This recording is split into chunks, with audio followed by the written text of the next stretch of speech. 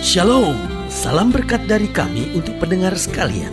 Saat ini pendengar akan diberkati dengan program Hari Ini Harinya Tuhan bagian yang ke-8. Sebuah program rohani tentang doktrin Alkitab yang menolong kita untuk semakin tertanam dalam kebenaran firman dan bertumbuh dalam kemuliaan. Bersama hambanya, Pendeta Gilbert Lumendo, STH. Banyak orang merasa doktrin Alkitab sebagai sesuatu yang membingungkan. Tetapi tahukah saudara bahwa doktrin Alkitab intinya adalah memahami Alkitab dengan benar, dengan pemahaman yang sistematis, sehingga kita terus dapat tertanam di dalam kebenaran firman, sehingga kita terus bertumbuh di dalam kemuliaan Allah. Buka hati saudara sekalian untuk menerima berkat-berkat firman-Nya hari ini. Masa-masa yang paling indah dalam iman Kristen kita seringkali justru di masa-masa di mana seorang baru bertobat, baru mengenal Yesus, baru masuk gereja, baru menerima Yesus sebagai Tuhan dan Juru Selamat. Orang menyebutnya sebagai masa cinta mula-mula. Nah, kenapa? Karena di saat seperti itu kita merasa Tuhan itu begitu dekat dengan kita. Tadinya mungkin kita jauh dari Tuhan, tapi sekarang kita merasa Tuhan itu dekat, ya kan? Tuhan itu dekat bukan karena dia baru saja mendekat kepada kita, tapi selama ini kitanya yang menjauh dari Tuhan. Tuhannya sih tidak pernah meninggalkan kita, Tuhannya sih tidak pernah membiarkan kita, tetapi kitanya yang seringkali menjauh, kitanya yang seringkali meninggalkan Tuhan. Jadi waktu kita baru bertobat, kita mulai merasa Tuhan itu begitu dekat dengan kita. Lalu di masa itu kita juga luar biasa merasakannya. Kenapa? Karena kita meninggalkan dosa. Lalu kita lihat banyak berubah. Aduh, saya tadinya perokok berat, sekarang saya berhenti merokok. Aduh, saya tadinya mungkin pemabuk, gitu kata saudara ya. Aduh, mungkin tadinya saya seorang penjina. Aduh, tadi mungkin saya berselingkuh, misalnya kata saudara ya kan. Aduh, tadinya saya sedang pergi ke dukun. Atau mungkin tadinya saya seorang yang sadis, yang jahat, yang garang gitu. Lalu kemudian setelah saya bertobat, Tuhan rubah segala semuanya. Dan dosa udah saya tinggalkan. Mungkin sudah berkata tadinya saya penjudi, pendeta, lalu sekarang saya buang semuanya, dan hidup saya lebih rasa enak gitu, hidup saya lebih rasa tenang gitu, daripada dikejar-kejar dosa, dikejar-kejar rasa bersalah. Sekarang tuh kayaknya hidup saya lebih tentram, saya tidur juga lebih nyenyak, bersama keluarga juga lebih indah, masa muda saya juga lebih dahsyat gitu ya kan. Kenapa? Karena waktu baru bertobat, yang pertama kita merasa Tuhan dekat, kita mulai tinggalkan dosa, kita mulai banyak berubah, dan kita senang melihat perubahan itu. Lalu yang ketiga, di masa itu kita mengalami banyak mujizat, karena orang yang baru bertobat, baru menerima Yesus sebagai Tuhan dan Juru Selamat, dia lihat betul mujizat demi mujizat terjadi. Apa yang tidak pernah dia pikirkan, tiba-tiba Tuhan kerjakan dalam hidupnya, dan dia mulai merasa kasih Tuhan makin dalam hidupnya. Lalu yang keempat, kenapa masa-masa baru bertobat adalah masa-masa yang paling indah? Karena di masa itu kita makin bersemangat untuk melayani Tuhan. Tadinya mungkin kita ke gereja aja nggak pernah gitu ya kan. Tiba-tiba sekarang kita mulai tertarik untuk bersaksi, tertarik untuk berbuat sesuatu buat Tuhan. Sampai ada banyak orang yang ngomongin kita, wah lihat tuh dia sekarang udah aneh tuh, sekarang apa-apa Tuhan. Kita juga masa bodoh. Kenapa? Karena kita betul-betul ngalamin cinta Tuhan, kasih Tuhan, kuasa Tuhan yang luar biasa dalam hati kita. Cuman pokoknya saya mau balas cinta Tuhan, karena Tuhan terlalu luar biasa buat kita. Namun seringkali persoalannya, setelah kita bertahun-tahun hidup dalam Kristus, kemudian tidak ada lagi kemajuan yang berarti. Kenapa? Karena cinta mula-mula kita mulai tawar. Nah, harus kita mengerti, cinta mula-mula sebenarnya bukan bicara tentang waktu. Karena cinta mula-mula itu justru bicara tentang hati kita. Bagaimana setiap hari harus menjadi cinta mula-mula kita dengan Tuhan, di mana kita merasa Tuhan itu dekat, kita merasa bahwa kita harus terus berubah, kita percaya bahwa kita terus mengalami banyak mujizat, dan kita percaya kita harus terus bersemangat melayani Tuhan, karena Tuhan itu dahsyat dan luar biasa. Haleluya. Selamat datang dalam program kita Hari Ini Harinya Tuhan, sebuah program rohani yang kembali mengingatkan kepada kita betapa pentingnya kita menjadikan firman Tuhan sebagai dasar keseharian hidup kita. Karena selama kita menjadikan firman Tuhan sebagai dasar keseharian hidup kita, langkah-langkah ke depan kita penuh dengan kepastian kepastian, kemenangan, berkat, mujizat, dan perkara-perkara besar. Haleluya. Dan dalam program ini kita sedang bicara tentang cinta mula-mula.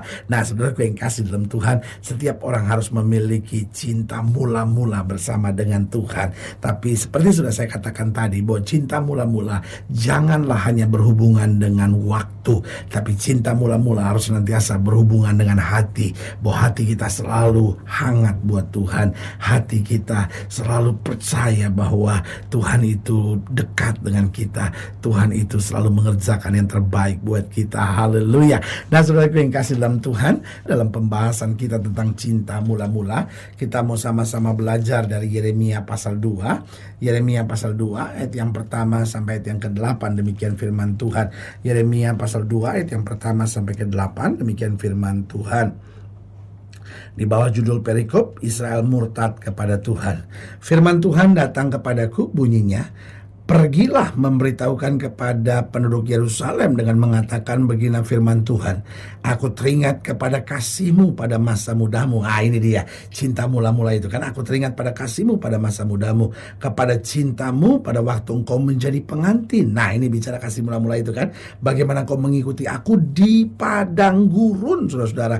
Orang kalau punya cinta mula-mula di tengah masa yang sukar sekalipun tetap mencintai Tuhan. Di negeri yang tiada tetaburannya, artinya negeri yang kering, negeri yang kamu tabur apapun tidak akan berbuah. Ayat yang ketiga, ketika itu Israel kudus bagi Tuhan, sebagai buah bungaran dari hasil tanahnya. Semua orang yang memakannya menjadi bersalah, malapetaka menimpa mereka. Demikian firman Tuhan. Dengarlah firman Tuhan, hai kaum keturunan Yakub, hai segala kaum keluarga keturunan Israel.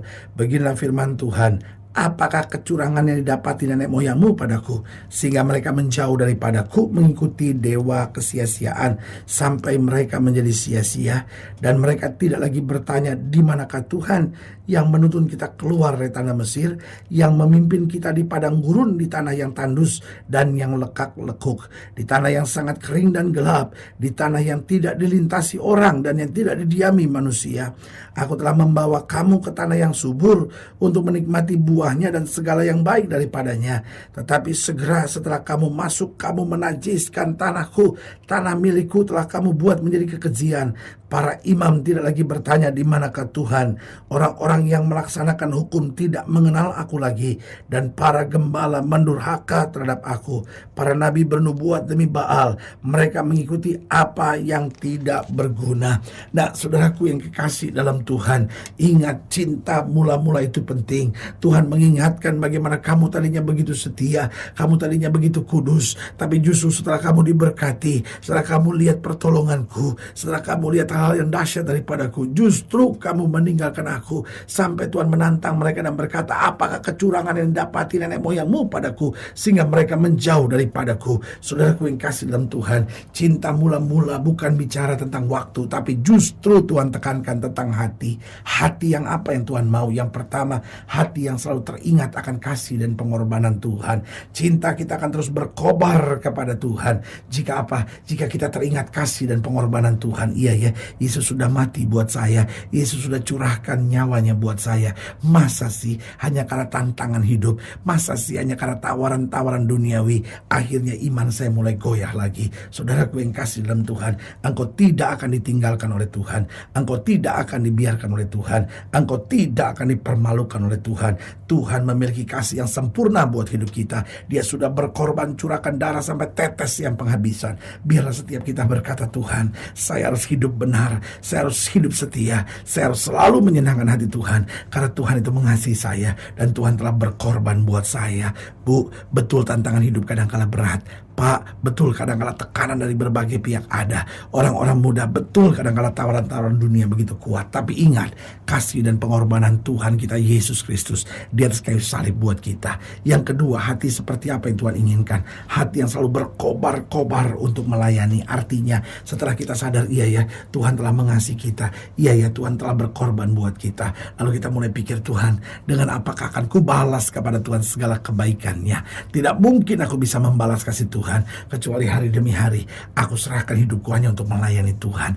Bukan berarti kita semua harus jadi pendeta, tapi setiap kita harus jadi pelita, harus menjadi terang, harus menjadi saksi Tuhan dimanapun kita ada. Kita kabarkan kasih dan kemurahan Tuhan. Haleluya. Dan yang ketiga, hati seperti apa yang Tuhan kehendaki? Hati yang selalu beriman terhadap janji-janji Tuhan. Artinya apa? Kita yakin betul bahwa langit dan bumi akan lenyap, tapi firman Allah tinggal tetap. Jangan khawatir di tengah masalah bagaimanapun, pegang tetap janji Tuhan. Karena orang yang berjalan dalam janji Tuhan tidak akan goyah. Orang yang cuma melihat keadaan bisa terpengaruh, bisa goyah. Tapi kalau kita pegang janji Tuhan, kita berkata, saya tahu janji Tuhan tidak akan lalu sebelum segalanya tergenapi. Haleluya. Dan yang keempat, hati seperti apa yang Tuhan kehendaki? Hati yang selalu rindu untuk menyenangkan hati Tuhan. Artinya dia berkata begini, Tuhan kan sudah begitu baik bagi aku harus menyenangkan hati Tuhan. Bagaimana Tuhan dapat disenangkan? Yang pertama, Tuhan bisa disenangkan jika kita hidup dalam kesucian. Yang kedua, Tuhan disenangkan jika kita terus bergaul dengan firman. Dan yang ketiga, Tuhan akan disenangkan jika hidup kita menjadi berkat bagi sesama. Karena saudaraku yang kasih dalam Tuhan, Tuhan mau hidup kita bersih, Tuhan mau kita jadi saksi Tuhan, dan akhirnya Tuhan mau kita bersama dengan Kristus sampai pada akhirnya memerintah bersama Dia dalam kemuliaannya, untuk bersama-sama berada dalam kerajaan kekal Kristus di dalam kemuliaannya. Haleluya. Saudara gue yang kasih dalam Tuhan, jika saudara ingin dilayani lebih jauh, hubungi kami melalui telepon, hubungi kami melalui surat, kunjungi website kami, karena kami ada untuk membawa Bapak Ibu saudara senantiasa lebih dekat pada Tuhan dan mengalami kasih kuasa mujizat yang luar biasa. Haleluya. Secara khusus melalui program ini juga saya mau berdoa buat setiap saya yang sakit, setiap saya yang berbeban berat, karena saya percaya bahwa bagi Allah tidak ada perkara yang mustahil. Dan saudara ingin didoakan secara khusus, saudara boleh taruh tangan kanan saudara di dada, dan kita akan berdoa. Mari kita berdoa. Bapa, dalam nama Yesus, hamba doa buat yang sakit, hamba doa buat yang berbeban berat, hamba doa untuk setiap mereka yang sedang menghadapi masa-masa yang sukar, karena hamba percaya bahwa bagi Allah tidak ada perkara yang mustahil. Bapa, hamba berdoa di dalam nama Yesus, Tuhan jamah, khususnya bagi mereka yang taruh tangan kanannya di dada. Mungkin hari-hari ini cinta mereka terhadap Tuhan mulai dingin, mulai tawar. Hamba berdoa di dalam nama Yesus, Tuhan jamah, sehingga cinta yang hangat, cinta mula-mula boleh kembali ada di hati setiap kami, untuk kami menyenangkan hati Tuhan, sehingga kami tetap teringat akan kasih dan pengorbanan Kristus. Kami tetap berkobar-kobar untuk melayani. Kami tetap beriman terhadap janji-janji Tuhan. Dan akhirnya kami terus rindu untuk menyenangkan hati Tuhan dalam segala keadaan. Di dalam nama Yesus kami berdoa. Haleluya. Amin. Saudaraku yang kekasih dalam Tuhan, kita sudah berdoa. Ingat, tidak pernah Allah lalai menepati janjinya. Inilah saatnya buat kita tetap beriman, tetap bersemangat, tetap cinta Tuhan lebih dari segala sesuatunya. Jangan menyerah, karena kita tahu Yesus selalu menyediakan yang terbaik buat kita. Doa saya menyertai saudara. Sampai berjumpa pada program berikut, dan jangan lupa jadikan hari ini harinya Tuhan. Haleluya.